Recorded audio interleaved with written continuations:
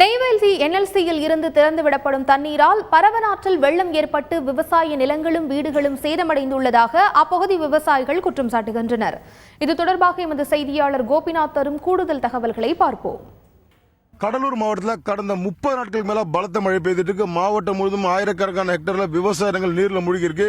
இதனால விவசாயிகள் கடுமையான ஒரு சிரமத்துக்காக இருக்காங்க. நம்ம நிக்கிற பகுதி பார்த்தீங்கன்னா குறிஞ்சிப்பாடி அடைய இருக்கிற ஆடூர் கிராமத்தில் நிக்கிறோம். இந்த பகுதியில் பார்த்தீங்கன்னா பரவனாறு போயிட்டு இருக்கு. இந்த பரவநாட்டு கரையோரம் இருக்கிற ஏராளமான விவசாய நிலங்கள் பார்த்தீங்கன்னா ஆயிரக்கணக்கான ஏக்கர் விவசாய நிலங்கள் நீர்ல மூழ்கி இருக்கு.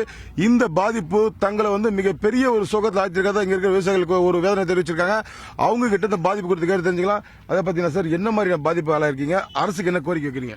நெய்வேலியால் இந்த இருக்கிற நிலத்தை ஃபுல்லாகவே பாதிக்குது. அதாவது நாங்கள் கேட்டதுக்கு நாங்கள் தண்ணி திறந்து தான் விடுவோம். நாங்கள் பர்மிஷன் வாங்கிட்டோம் மேலிடத்தில். அதனால் நாங்கள் தண்ணி திறந்து விடுவோம். ஆனால் அந்த மட்டி ஆற்றுல அடைஞ்சு போகுது.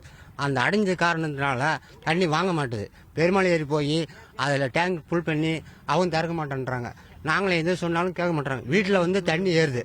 நாங்கள் எல்லோரும் பார்த்தாங்க. பன்னீர்செல்வம் பார்த்தாரு, அது எல்லா மந்திரி பார்த்தாங்க. ஆனா எடுபடல. தண்ணி இறச்சிட்டு தான் இருக்காங்க.